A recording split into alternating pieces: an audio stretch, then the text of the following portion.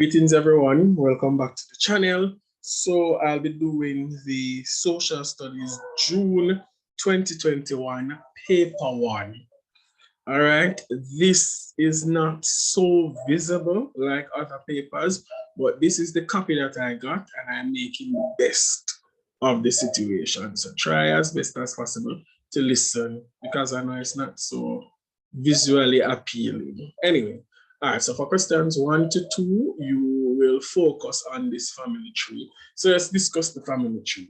So Peter Brown and Elsa Black, they got married and they had, that is 4 children: Ishmael, Ravid, Joy, and Emma. So Ishmael and Nora Pink got married and they also had 3 children: Maurice, Leo, and Giselle.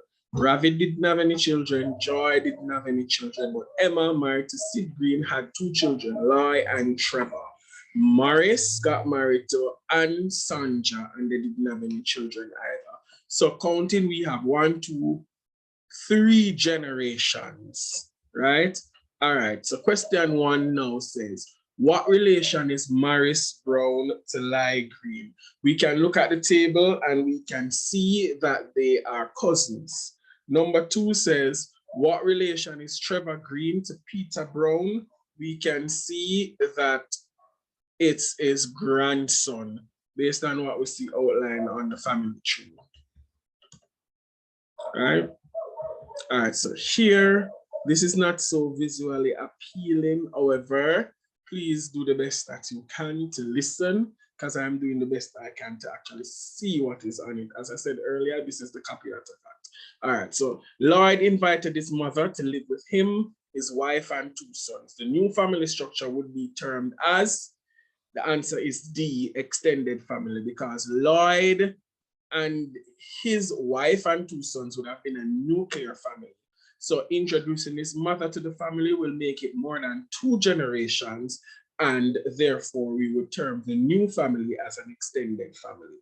Number 4 now says the main reason why more husbands are now performing household chores is that they A, get more time off from work than their wives, B, prefer to remain at home and assist their wives, C, enjoy using labor-saving devices in the home, or D, are responding to the changing roles of family members. And number 4 is D, the men are responding to the changing roles of family members. Question 5, which of the following are agents of the socialization process? Is it A, banks, B, employers, C, peer groups, D, government agencies? Answer for number 5 is C, peer groups. They would be responsible for socialization here because banks, employers, government agency aren't really a part of the socialization process. So the best possible answer there is peer groups. Question 6 refers to this statement. Unemployment and hard economic conditions have forced both parents in some Caribbean families to migrate, leaving an elder son or daughter to care for younger brothers and sisters. So the parents are not there, so an older sibling is taking care of the younger ones. That's basically what this statement is saying. So question 6 now says, which of the following problems is least likely to affect younger brothers and sisters? Remember, we're looking at the problem that is least likely to affect the younger brothers and sisters. Is it A, low achievement at school, B, breakdown in discipline in the home, C, lack of adult role models in the home, or D, lack of opportunity for peer group interaction? What is least likely to affect them at number C? Low achievement at school is most likely to affect them. Breakdown in discipline in the home, most likely. Lack of adult role models in the home, most likely. Least likely to affect them is lack of opportunity for peer group interaction. That will probably carry the least amount of effects. So the answer for number 6 is D, as in dog. Number 7, which of the following would most likely result from women working outside of the home? I, decline in social values, I, improve standard of living, or I, higher self-esteem, right? So the most likely answers are I, and I. Because not because a woman is working outside of the home means that social values will be in decline. The answers are I, and I. So that is C for number 7. All right, let's look at number 8 now. Number 8, which of the following changes in the family is most likely to result in conflict? Is it A, changes in the traditional roles of parents, B, children being included in family discussions, C, desire of parents to provide for family needs, or D, children being given responsibilities in the home? Answer for question 8 is D, children being given responsibilities in the home is most likely to result in conflict, right? Let's look at why it can be A, B, or C. Changes in traditional roles of parents. Traditional roles have changed, and that has caused a lot of conflict. Children being included in family discussions, that's actually an advantage, right? And help to reduce conflict. C, desire of parents to provide for family needs. No, that is actually an advantage. Children being given responsibilities in the home. You know, I'm changing my answer for number 8, you know. Which of the following changes in the family is most likely to result in conflict? Changes probably in the traditional role of parents. Now that I'm looking into it, because if the father is no longer a disciplinarian, not being the breadwinner, that might put a strain on the mother. Yeah, so I think number 8, not I think, but I'm going with A for number 8. Changes in the traditional roles of parents, now that I'm thinking about it, might likely result in more conflict than children being given responsibilities, because the responsibility there can be a chore, not necessarily like something like babysitting. So number 8 answer is A. All right, so number 9, which of the following types of households in the Caribbean is most closely associated with ancestors who came from India? Is it A, sibling, B, nuclear, C, extended, D, single parent? The answer for number 9 is C, extended, because Indians always value the older folks. So grandparents and great grandparents are very, very valuable in Indian families. Number 9, am I at number 9 or number 10? Sorry. So some adolescents challenge the views and attitudes of adults. Such a situation is brought about by A, peer pressure, B, sibling rivalry, C, parental pressure, or D, generational conflict, right?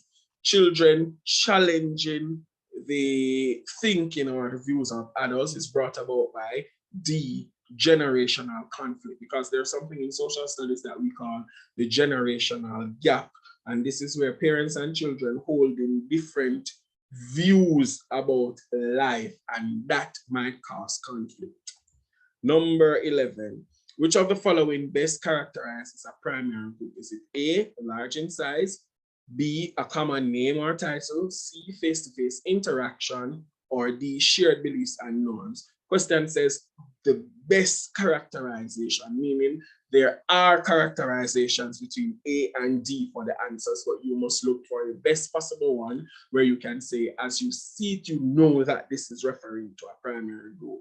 Large in size, that's not a primary group, that's usually a secondary group. A common name or title, yes, it can be for a primary group, but not in all cases, because sometimes pair groups don't have a common name or title, but they are small and they are considered to be primary groups, right? Shared beliefs and norms, a lot of groups, whether they're primary or secondary, can have that, but that doesn't mean that it's necessarily a primary group. But the best answer there is C. Face-to-face interaction is a main characteristic of a primary group.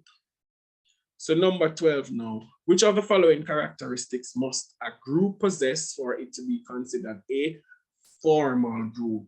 Is it 1, code of conduct, 2, specific objectives, or 3, membership requirements? It must have all stated points as characteristics to be considered a formal group. Must have a code of conduct, must have specific objectives, and must have requirements for people to join. So the answer for number 12 is D, 1, 2, and 3. So item 13 refers to the following scenario. The citizens of Garden Village are not satisfied with plans to locate a cemetery on land adjacent to the main river in their community. They formed a group to make representation to the parish council. Question 13 now says the group they formed may best be classified as A, a peer group, B, a formal group, C, interest group, or D, primary group. Answer for number 13 is C, interest group, because they form the group for a specific purpose and that specific purpose only. Number 14, members of a formal group are more easily identified than those of an informal group because A, formal groups have few written rules, B, members display similar behavior, C, members are likely to wear uniforms, or D, formal groups serve their communities. Answer for number 14 is C. Members are likely to wear uniforms, right? So formal groups have marks of identity. Question 15 now. A school is a formal group because members A, live in the same community, B, are selected by other members, C, participate in community activities, or D, perform the same routine each day. This question is actually flawed in my opinion because more than one suggested answer could be the answer. Question says, what characterizes a school as a formal group? They live in the same community. That can't be the answer. B, are selected by other members. Can't be the answer neither. Participate in community activities. Yes, it could be that. Or D, perform the same routine each day. But I'd go with D because D is a stronger answer and is more likely to characterize a school as a formal group because they perform the same routine every day. So meaning that there is a general objective or there are several objectives that are out to be met. That is why they're performing the same routine each day to meet a particular objective. Items 16 to 17 refer to the 4 gatherings of people described below. 1, boys playing football in a community park. 2, students in uniform at a science fair. Or 3, people shopping in the marketplace.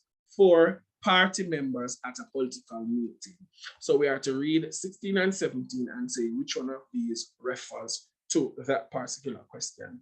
Into which of the following types of groups would example 4 be classified? And example 4 is party members at a political party. So which group would that be?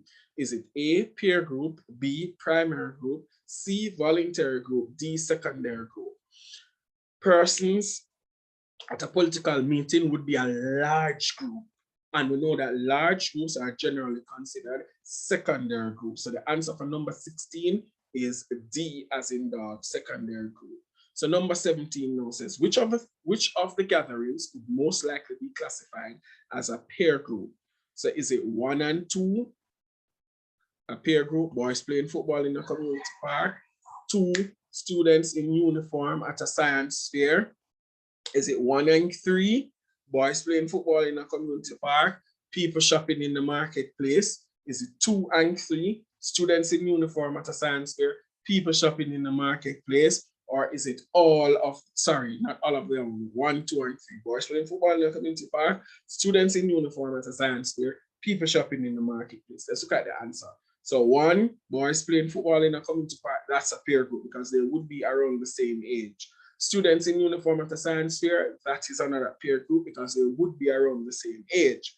3 says people shopping in the marketplace, that's a wide variety of people. Cannot be a peer group because varying ages would be at the market. Party members at a political meeting, varying ages again. So that would constitute a peer group. So the answer is 1 and 2 only, and that is A for number 17. Let's look now at number 18. Number 18, Samuel broke one of the school rules and the teacher gave him 250 lines to write. The action of the teacher is an example of A, a right, B, a norm, C, a ritual, or D, a sanction.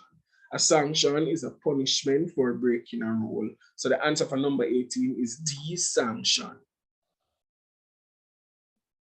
Let's look at number 19 now. Number 19 says, adolescents are most likely to influence each other in a positive way when they A, force each other to accept the same values, B, encourage each other to always challenge the views of adults, C, become involved in guidance and counseling activities, or D, advise each other on how to carry out antisocial behaviors. So 3 answers, right? Force each other to accept the same values, that can result in a negative.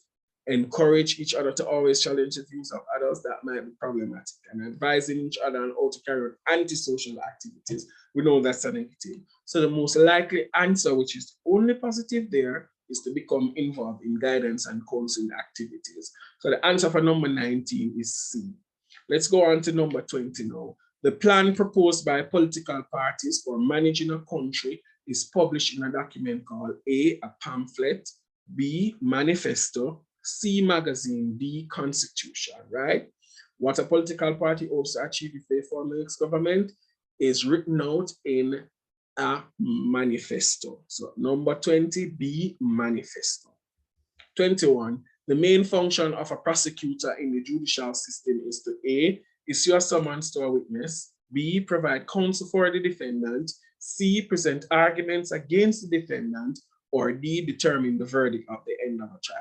So the main function of a prosecutor is C, present arguments against the defendant. Number 22, the constitutions of Commonwealth Caribbean countries guarantee citizens freedom of conscience, expression, and movement. These freedoms are usually referred to as A, civic duties, B, human rights, C, responsibilities, or D, statutory deductions. These are referred to as B, human rights. Let's go over to question 23 now.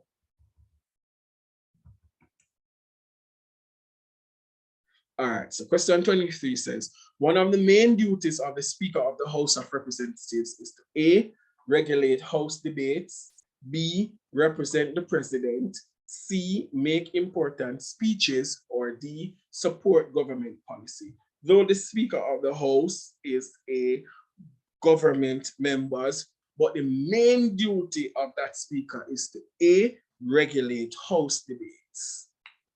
Number 24, which of the following are non-tax sources of revenue for government?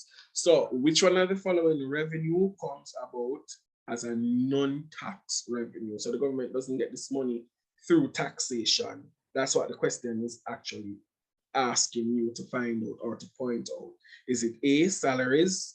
Government gets taxes through salaries. B, custom duties, that's another tax. C, export earnings, that's another tax as well. Grants from donor agencies is not actually taxes, but donor agencies see a need and give the government to actually fill that need or fill that void. I hope I'm being politically correct. All right, so the answer for 24 is D, grants from donor agencies. 25, which of the following are items of expenditure for a government? So expenditure, they're referring to expenses. So which one of the following are or is a government expense?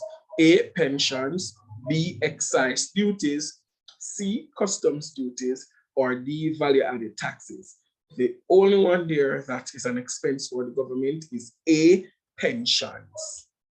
All right, let's turn to question 26. Question 26 now says, which of the following are not included in the written constitution of a country?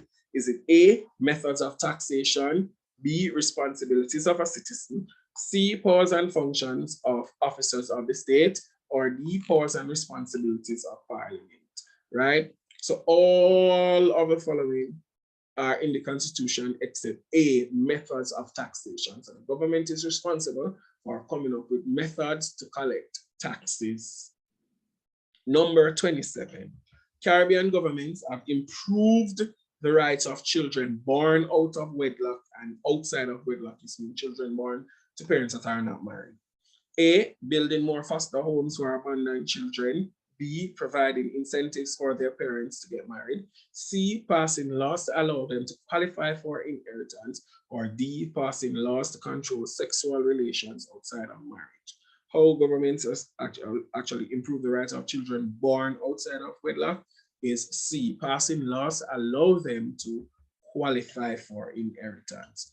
Let's study this diagram now to answer questions 28 to 29. Look closely at the diagram because I actually have to come off of it to actually see the question. So this is a population pyramid, and the numbers on the base is in hundreds. Good, so we see from below 1 year old all the way up to 85 and over, and it is males and females, right? So which of the following is the most likely reason for the decrease in population to 25 to 49 age group? See, 25 to 49, those persons are usually the young professionals, persons fresh out of college, you know, young and full of vigor and vitality, as we would say in Jamaica. What would cause that population to be so small? What do you think has happened? Is it A, war, B, emigration, C, birth control, or D, immigration? All right, so it's not war, not birth control, right? Because you see that babies are being born, right? On a very large scale, but when it reaches to that age, right, 25 to 29, population gets smaller. So it's not war, it's not birth control. It's between emigration and immigration. So emigration are persons actually leaving. So I usually tell my students, E is for exit, right? And the I in immigration is coming in. So immigration are immigrants are persons coming into the country. So because the population has gotten smaller, we can point out that emigration, that's the one with the E, persons are exiting. Persons in that age group are exiting. So the answer for 28 is B, emigration. Persons are leaving. Persons in that age group are leaving. The number of males too young to be included in the population for 29 is actually C, 2,250. Sorry, I read the question wrong. The number of males too young to be included in the productive sector, right, is approximately, for number 29 is C, 2,250. Or you get this, you're going add up all the males and females from below 1 all the way up to about 10 to 14, right? You add up all of that, and remember it is in the hundreds, so that's where you will get 2,250. Right, so the answer for 29 is C. All right, so this is part 1. So we are going to do half of the paper. So the final question in part 1 is going to be question 30. So question 30 refers to the following table, which shows the population figures of 4 countries. So country 1, area per kilometer square is 100, population is 150,000. Country 2, area 750 kilometers square, 70,000 in the population. Country 3, 300 kilometers square, 100,000 in the population. Question. Country 4, 25,000 kilometers square, population 150,000. How do you get the population density? Divide the kilometer square by the population, and then the figure that you get will be the population density for each country. So 30 says, which country has the lowest population density? And when you work out 30, you would get country 4, that's 25,000 kilometers square with 150,000 in the population, that has the lowest population density. All right, thank you guys for watching, and part 2 will be posted shortly. Don't forget to like, share, comment, and subscribe, and also jump over to my other YouTube channel, that's Corey Fences on YouTube, and subscribe over there, and also watch some of the videos. You won't regret it. Thank you guys.